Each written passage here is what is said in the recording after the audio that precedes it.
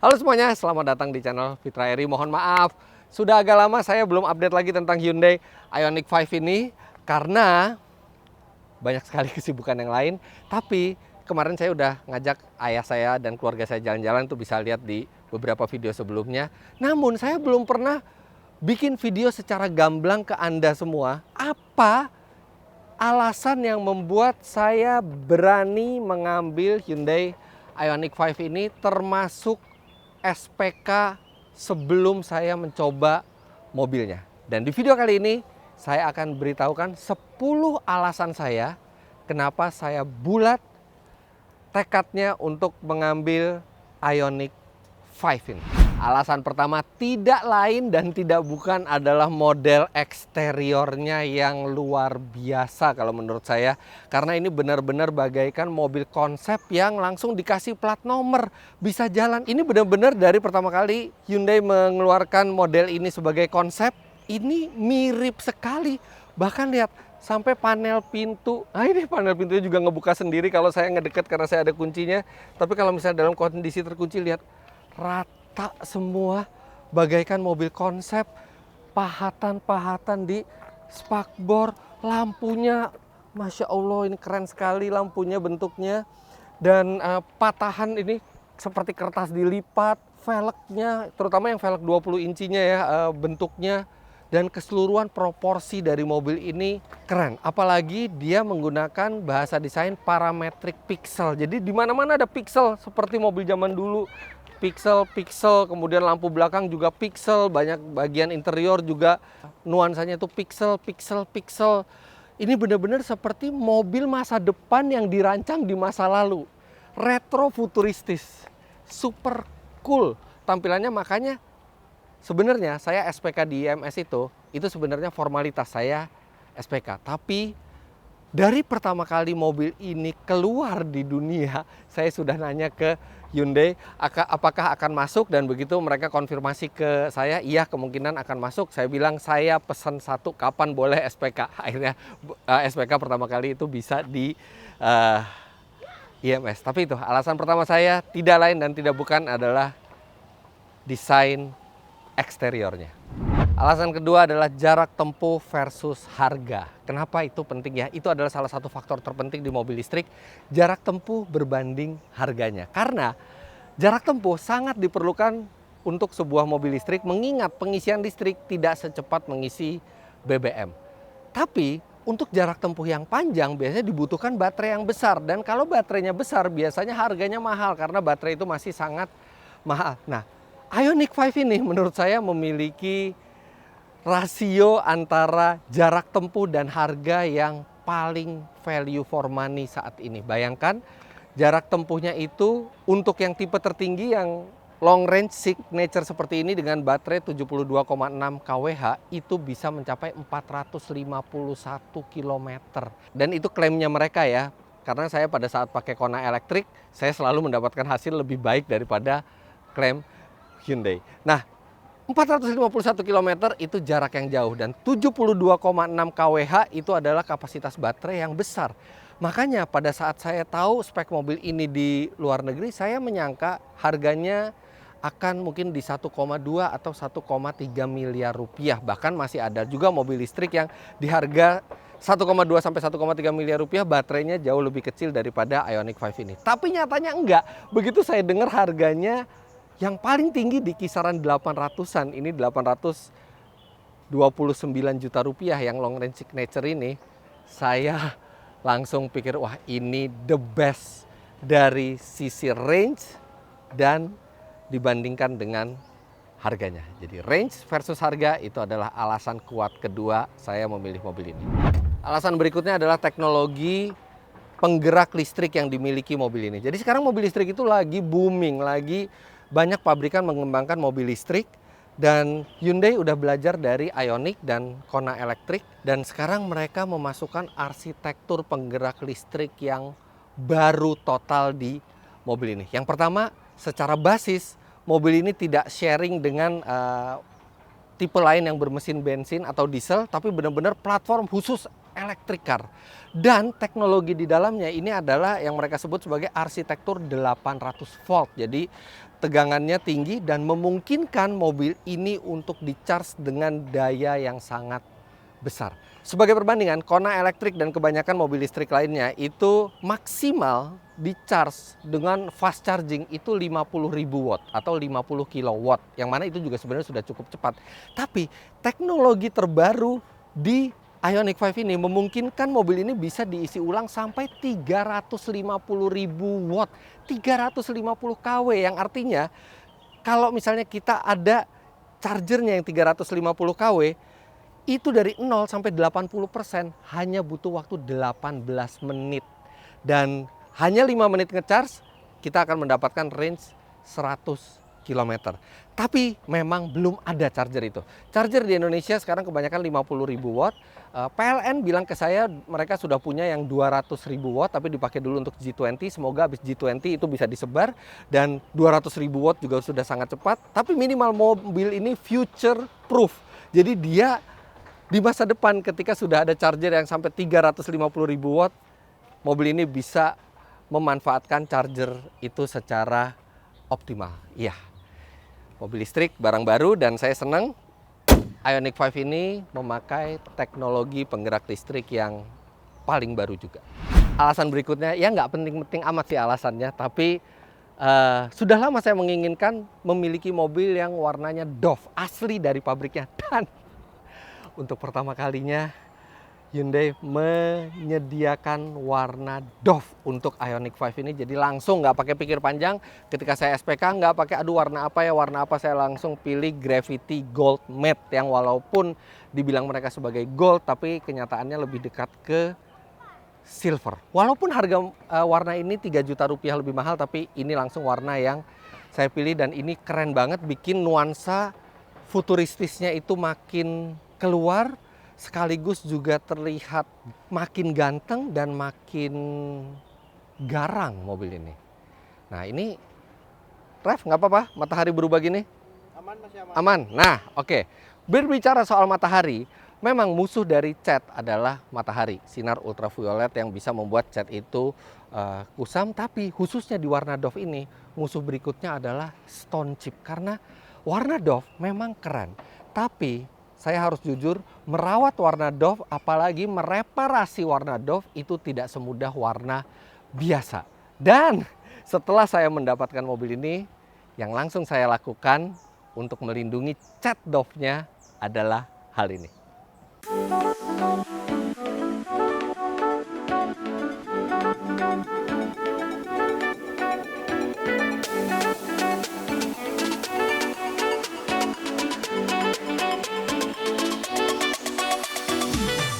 Tuh kan, saya kalau parkir lurus, mobil bilang kalau saya parkir miring. Oke, jadi yang saya lakukan ke cat ini adalah melindungi catnya. Karena seperti Anda tahu bahwa saya pilih warna yang unik dari Ioniq 5 ini, yaitu Gravity Gold Matte. Yang ini adalah warna doff.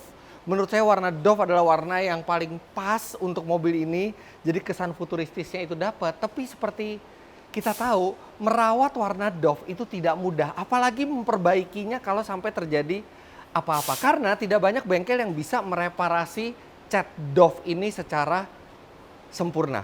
Kalaupun kita mau coating, nggak bisa, karena kalau kita coating dia malah jadi glossy. Jadi kita akan lindungi dengan paint protection film yang spesial dari Vicul PPF. Nah ini ada contohnya, ini adalah AMG GT yang pada saat beli, pemiliknya itu langsung memilih warna doff. Dan ini dilindungi juga oleh PPF yang doff. Tadinya saya pikir ini warna aslinya, ternyata ini udah di PPF doff. Tetap keren.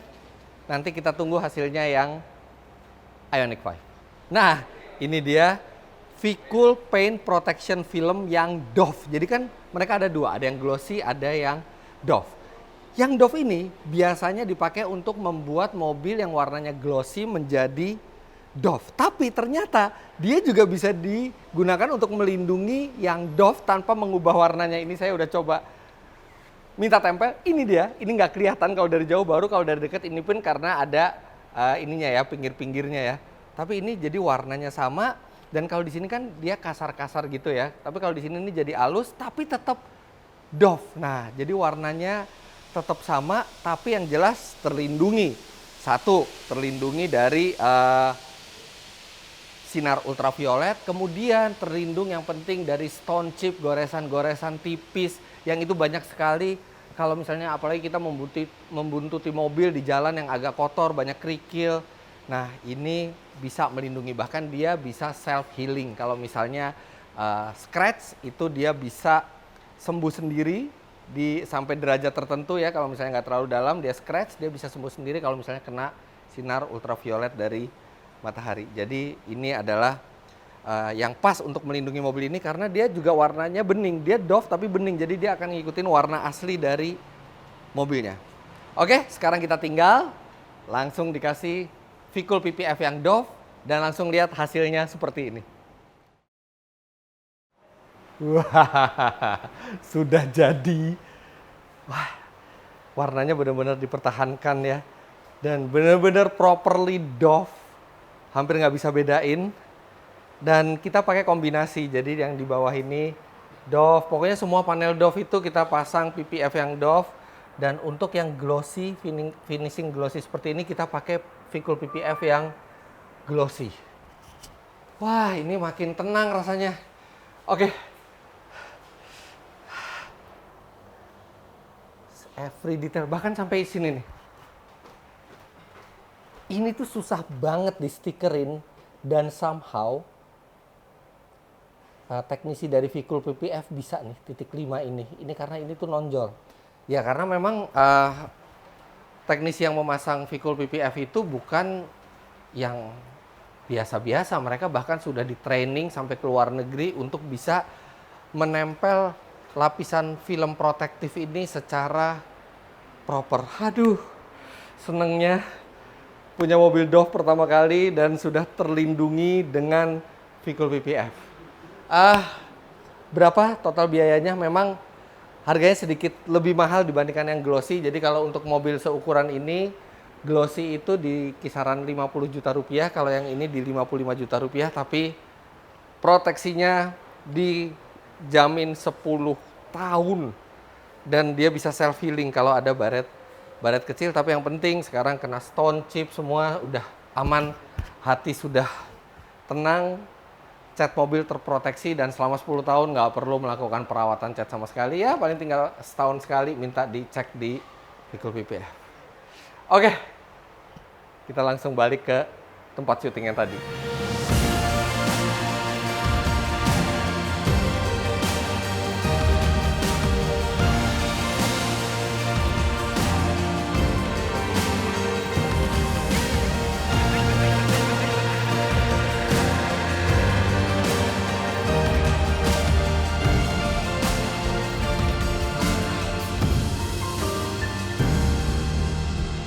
Iya, itu dia. Tadi masih indoor, begitu di outdoor, ini jujur aja ya, hampir tidak kelihatan bedanya. Dan itu bagus karena saya suka dengan warna Dove-nya. Tapi memang ada sedikit kedalaman. Jadi warnanya tuh terasa lebih dalam, terasa lebih apa ya? Lebih matang. Tapi bukan lebih tua ya, tapi kedalaman catnya tuh lebih terasa gitu. Dan yang jelas buat saya yang paling penting adalah memproteksi cat Dove ini. Sangat menyebalkan kalau cat itu rusak hanya gara-gara stone chip dari mobil depan atau baret-baret tipis gitu kan, karena di jalan banyak sekali benda-benda tajam berterbangan gitu kan, kita nggak kelihatan aja tapi kerikil-kerikil itu banyak sekali dan sekarang sudah terlindungi dengan baik dan membuat saya kedepannya tidak takut untuk beli mobil berwarna Dove. Tapi ini adalah mobil Dove asli dari pabrikan pertama saya. Dan itu salah satu alasan kenapa saya pilih Ioniq 5. Ini adalah alasan berikutnya saya mengambil Ioniq 5, terutama tipe yang tertinggi yaitu Long Range Signature. Karena hanya di Long Range Signature lah kita akan mendapatkan adapter ini. Ini adalah yang disebut sebagai V2L connector. Jadi V2L itu artinya vehicle to load. Cara kerjanya setelah kita buka seperti ini, biasanya kita nge-charge di sini. Oke. Nah, tapi dengan konektor ini keadaannya berbalik. Kita masukkan di sini, kemudian kita buka bagian bawahnya, dan di sini ada soket listrik rumah, dan ini 220 volt. Artinya mobil ini bisa menjadi sumber tenaga. Kali-kali rumah kita mati lampu, kali-kali kita membutuhkan sumber listrik di tengah hutan yang tidak ada sumber listrik, atau ketika kita mau berkemah kita bisa mendapatkan listrik dari mobil. Jadi mobil ini bagaikan power bank besar yang berjalan. Bisa berapa besar dayanya? Bisa sampai 3.600 watt. 3.600 watt itu besar sekali. Dia bisa mengoperasikan AC, bahkan rumah medium juga bisa dioperasikan dengan 3.600 watt. Dan kalau kita pakai 3.600 watt, jadi kita pakai maksimal terus, dan mobil keadaan baterainya itu penuh, dia bahkan bisa 19 sampai 20 jam, waktu yang lama sekali. Apalagi kalau kita cuma pakai mungkin buat camping gitu ya, 500 watt gitu ya, itu bahkan bisa 100 jam lebih, berhari-hari kita bisa camping dengan mobil ini, dan kita masih punya cukup baterai untuk pulang. Nah ini V2L ini selain di bagian luar, dia juga ada di bagian dalam di bawah jok belakang. V2L ini unik, tidak semua mobil listrik memiliki kemampuan ini, dan dengan adapter sangat mudah untuk mengoperasikannya, dan itu menjadi satu alasan saya memilih Ioniq 5. Alasan berikutnya adalah desain interior mobil ini yang simple dan juga futuristis, serta senada dengan bagian luarnya. Pixel, pixel, pixel, di sini ada pixel, pixel, pixel, pixel, dan dua buah layar digital yang besar ini memang seperti tren mobil sekarang. Dan interiornya ini desainnya simple dengan material-material yang terasa mahal. Padahal ini banyak material dari interior ini yang menggunakan bahan yang recyclable atau bahkan dari bahan yang sudah di-recycle. Jadi ini interiornya juga ramah lingkungan, tapi saya suka. Begitu melihat mobil ini, saya suka dengan interiornya, desainnya terutama. Alasan berikutnya jelas adalah kelegaan dari Ioniq 5 ini. Ini leganya luar biasa. Mobil ini wheelbase-nya 3 meter, yang artinya 10 mm lebih panjang daripada Palisade. Bahkan Palisade saja wheelbase-nya tidak sepanjang ini, dan dengan platform yang dari awal diciptakan khusus untuk mobil elektrik. Lihat, ini lantainya rata, dan space untuk penumpang ini benar-benar bisa dimaksimalkan. Ini lihat posisi berkendara saya tingginya 177 cm. Wah, masih lega sekali. Headroom juga masih lega walaupun ada panoramic roof yang keren ini, serta ini kursi juga bisa reclining. Pas recliningnya bisa rebah sekali, dan dia bisa maju, dia bisa mundur. Nah, hal inilah yang saya korbankan pada saat saya memilih Kona elektrik.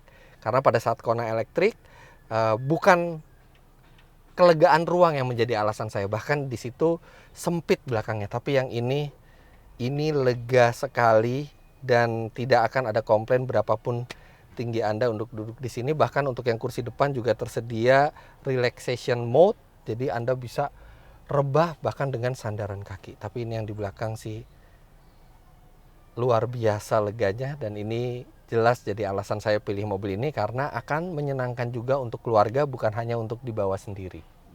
Saya adalah orang yang suka dengan mengemudi. Jadi posisi berkendara pasti menjadi salah satu konsideran saya dalam memilih mobil, dan memang posisi berkendara di Ioniq 5 ini menjadi salah satu alasan saya, karena pengaturannya tilt teleskopiknya cukup luas, kemudian joknya dia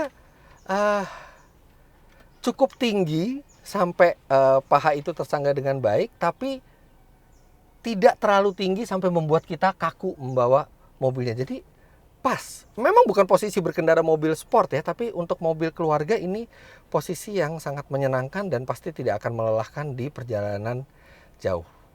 Ya, hampir di semua mobil saya posisi berkendara itu menjadi konsideran yang cukup utama bagi saya, dan Ioniq 5 memberikan posisi berkendara yang pas buat saya dan cukup fleksibel dengan pengaturan yang luas.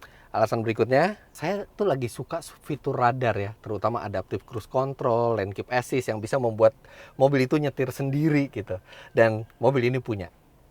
Makanya beberapa mobil saya sebelum ini juga saya memilih karena memiliki fitur radar, tapi untuk yang Ioniq 5 ini fitur radarnya lengkap sekali, ke depan, ke belakang, blind spot monitoring, lane keep assist, rear cross traffic alert. Jadi benar-benar ADAS yang terlengkap yang dimasukkan ke Indonesia. Hanya yang bisa berpindah jalur sendiri saja yang tidak dimasukkan ke sini karena mungkin tidak cocok dengan traffic di sini, ya nggak apa-apa lah kalau pindah jalur nanti saya sendiri. Tapi adanya fitur ADAS yang lengkap, yang ini terlengkap dari seluruh jajaran Hyundai yang ada di tanah air, itu membuat saya penasaran dengan sistem ADAS-nya, dan itu jadi salah satu alasan pilih Ioniq 5, terutama yang signature, karena yang Prime tidak ada ADAS-nya.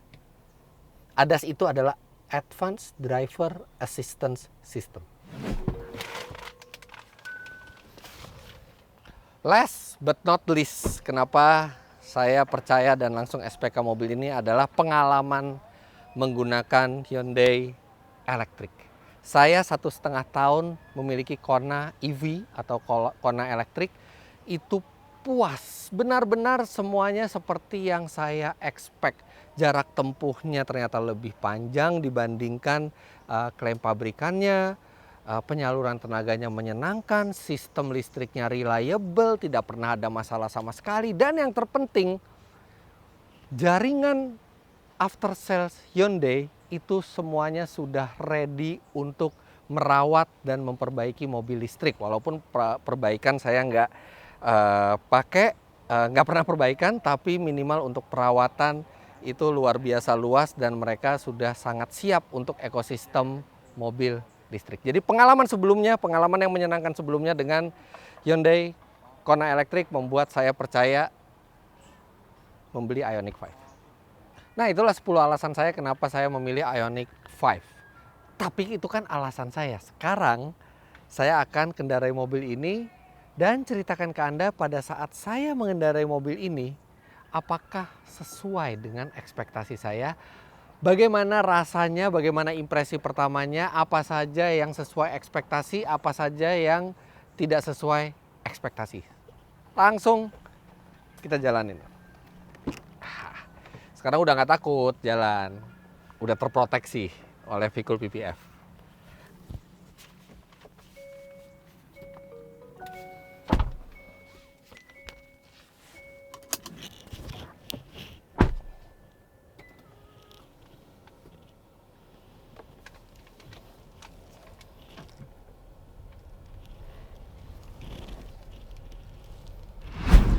Oke, jadi ini bukan review ya. Ini benar-benar impresi pertama saya ke Ioniq 5. Seperti apa, ada yang sesuai ekspektasi atau tidak sesuai ekspektasi. Yang pertama, begitu masuk itu langsung visibilitasnya yang luas. Mobil ini benar-benar lapang lah melihat ke segala sisi, depan, samping, belakang, termasuk panoramic roof-nya yang sangat-sangat besar, jadi bikin aura mobil ini tambah lega, padahal mobilnya sendiri udah lega.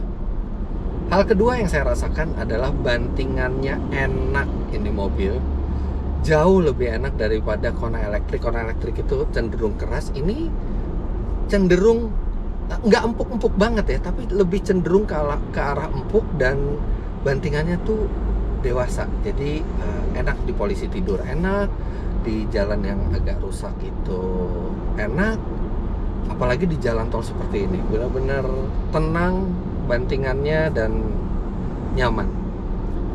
Lantas satu yang tadinya saya pikir ini di luar ekspektasi ya, karena saya melihat bannya itu kan 20 inci lebar dan bannya itu ban sport. Saya berpikir tuh bahwa bannya tuh akan berisik. Nah, ini salah. Ini di atas ekspektasi saya. Ternyata bannya hening dan bahkan lebih hening dibandingkan Kona Electric, karena ini ban sport tapi untuk EV. Jadi ada tulisan EV di bannya. Ini ban yang nggak hening 100% ya, maksudnya nggak kayak ban yang emang untuk comfort, tapi ini ban yang tetap sangat hening buat sebuah mobil elektrik. Dan ban yang halus untuk mobil elektrik itu vital karena nggak ada suara mesin, jadi suara ban itu lebih jelas terdengar. Kalau bannya berisik itu nggak enak. Untungnya ini bannya hening. Hal berikutnya adalah tenaganya. Jadi ini tenaganya instan, apalagi kita masukin ke sport mode seperti ini. Wow, dia instan, tapi dia tidak langsung tidak yang terlalu mengagetkan pada saat kita menginjak gas penuh itu. Jadi ada pengontrolnya di situ, karena kalau tidak dikontrol kan biasanya cenderung langsung langsung instan. Nah ini juga pas hujan, karena ini ban sport, jadi pada saat hujan juga nggak ada kekhawatiran sama sekali, gripnya tetap bagus. Nah bicara pengendalian, mobil elektrik itu pengendaliannya dia cenderung bagus karena bobotnya itu dia center of gravity-nya di bawah. Tapi memang secara bobot dia berat. Mobil ini hampir 2 ton beratnya. Nah pada saat saya coba bermanuver, enak manuvernya, maksudnya kelimbungannya nggak terlalu banyak. Tapi memang bukan mobil sport lah. Ini bukan mobil yang paling lincah untuk di tikungan gitu ya. It's okay, sangat memadai, tapi bukan yang sangat lincah. Ya sesuai ekspektasi saya. Center of gravity-nya rendah, tapi bobotnya memang berat. Biasa aja handlingnya dari mobil ini, tapi memadai. Nah dan pas hujan-hujan seperti ini nggak perlu khawatir, karena seperti saya bilang, mobil listrik itu ada IP ratingnya, dia kedap air, jadi nggak perlu khawatir. Mau hujan badai juga nggak akan ada masalah sama sekali, asal mobilnya terawat dengan benar. Ya hujannya berhenti malah. Oke, sekarang kita ke hal selanjutnya yang saya rasakan ketika mencoba mobil ini. Sekarang tenaganya, mobil ini tenaganya 217 PS, torsinya 360 Nm. Nah saya bisa bandingkan dengan Kona elektrik saya ya. Ketika ini diinjak gas penuh nih, kita masukin drive mode yang ke sport, instan tenaganya dan kenceng mobil ini. Mobil ini nggak pelan sama sekali, mobil ini kenceng. Tapi nanti di review yang proper saya akan ukur 0-100-nya. Tapi ini kenceng. Tapi penyaluran tenaganya itu lebih halus, nggak yang terlalu instan ketika kita menginjak gas gitu. Jadi nggak kayak misalnya kayak Tesla belum kita bisa kejeduk sampai belakang kita. Ini lebih soft, lebih mirip mobil sungguhan, tapi tetap aja di putaran berapapun, di kecepatan berapapun Anda injak gas langsung tenaganya keluar dan kenceng ini mobil. Klaimnya kan di 7 detikan 0-100. Nah tapi penyaluran tenaganya memang lebih natural, lebih bisa diadaptasi oleh kita gitu. Jadi nice. Dan ketika kita berakselerasi itu nggak habis-habis tenaganya. Saya nggak pernah nyoba sampai top speed, tapi memang top speed ya mobil ini untuk ukuran mobil listrik cukup tinggi, 185 km per jam. Nah, kemudian yang saya rasakan berikutnya adalah sistem ADAS-nya, Advanced Driver Assistance System, yang sangat baik bekerjanya dan sangat halus. Saya tinggal aktifkan ini, adaptive cruise control-nya.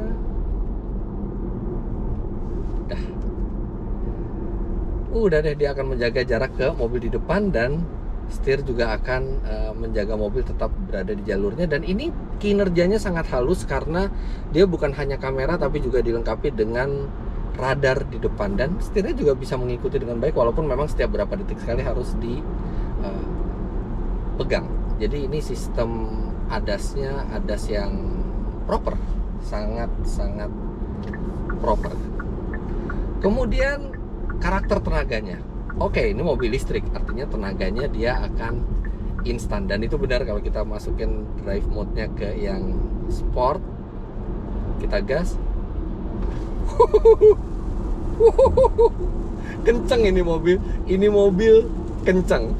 Tapi penyaluran tenaganya dibuat lebih halus dibandingkan Kona elektrik misalnya. Jadi dia itu lebih natural lah. Tapi tenaga itu datang terus. Bahkan klaimnya aja 0-100 itu kan bisa di 7 detikan. Tapi nanti itu performa, konsumsi listrik semua akan saya tes secara proper nantinya. Tapi yang jelas ini dia tenaganya sangat-sangat proper dan kencang dan ada terus. Tapi penyaluran tenaganya memang dibuat lebih natural, menyenangkan sekali karakter tenaga dari mobil ini. Ioniq 5 ini juga terasa menyenangkan ya, praktis khas mobil listrik, tapi di satu sisi juga terasa mahal mobilnya, kualitasnya ini proper semuanya, nggak bosan berada di dalam mobil ini, menyenangkan sekali. Kemudian ya memang ada beberapa hal yang saya harapkan itu ada di Ioniq 5 tapi nggak ada. Itu satu itu tombol untuk matiin VESS. VESS itu adalah Virtual Engine Sound System. Jadi dia ketika mobil berjalan itu dia membuat suara seperti suara masa depan ya, untuk memberitahu orang di sekitar bahwa ada mobil listrik mau lewat. Nah, tapi kalau saya lebih prefer, saya tuh kadang-kadang suka saya matiin supaya silent, bener-bener silent mobilnya. Tapi kayaknya peraturan di negara-negara maju melarang hal itu, jadi harus ada suara. Makanya sejak Kona elektrik yang facelift dan di Ioniq 5 ini juga tidak ada tombol untuk mematikan itu. Kemudian yang kedua, bakal lebih nice lagi kalau misalnya di Ioniq 5 ini ada head up display, karena saya lihat yang di luar negeri itu ada head up display. Tapi it's okay lah, karena head up display itu ternyata nggak bisa masuk karena dia juga terintegrasi dengan sistem ADAS lainnya yang nggak bisa masuk ke sini ya. Jadi kalau di luar negeri itu Ioniq 5 bahkan dia bisa pindah jalur sendiri, tapi nggak bisa di kondisi Indonesia, dan itu juga terintegrasi sama HUD-nya, jadi HUD-nya nggak bisa masuk. Tapi it's okay lah, itu dua hal yang nggak terlalu krusial.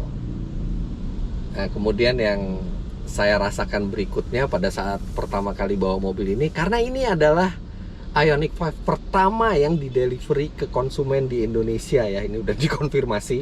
Kalau yang Bapak Pala itu yang ceritanya dia bilang mobilnya Ridwan yang dia serah terima, itu bukan ya. Saya sudah konfirmasi kepalanya, akhirnya dia ngaku bahwa itu adalah mobil yang short range, bukan yang long range punya Ridwan. Jadi itu mobil yang belum di-delivery, itu mobil mungkin punyanya dealer buat tes, tapi ini adalah mobil pertama yang di delivery ke konsumen di Indonesia. Makanya pada saat saya make ini, itu mata orang tuh banyak banget tuh nengok ke mobil ini, karena mobil ini memang salah satu yang banyak bikin orang penasaran, Ioniq 5 ini. So far dari hasil first impression ini sih sangat menyenangkan ya bawa mobil ini. Saya yakin nih mobil bukan saya aja yang senang, tapi istri saya juga senang, dan nggak nyesel rasanya pesan mobil ini dan akhirnya dapat. Tapi masih banyak hal-hal yang harus saya tahu, berapa performanya, konsumsi bahan bakarnya, itu nanti di konten lainnya. Tapi saya juga dimengerti kenapa banyak sekali orang inden Ioniq 5, bahkan sudah hampir 2000 unit pada saat saya membuat video ini, dan daftar tunggunya memanjang sampai 6 bulan, 7 bulan. Tapi nggak apa-apa, itu pertanda bagus mobil listrik mulai diterima di Indonesia. Oke, kita jalan-jalan dulu, terus kita balik ke tempat syuting tadi.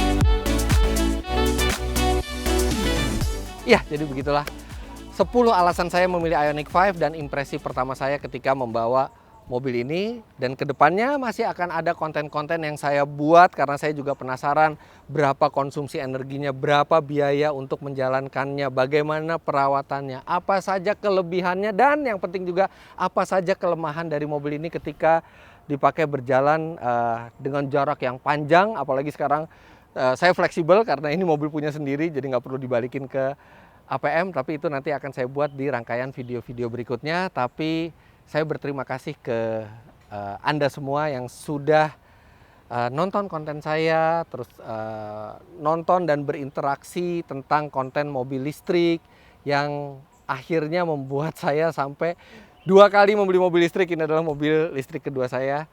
Itu semua juga saya lakukan untuk Anda dan itu semua berkat Anda semua. Jadi terima kasih. Jangan lupa Anda klik like bila menyukai video ini, komentar di bawah dan subscribe ke channel Fitra Eri jika Anda belum. Follow Instagram saya @fitra.eri. Terima kasih banyak Anda sudah menyaksikan. Sampai jumpa di vlog selanjutnya. Bye-bye.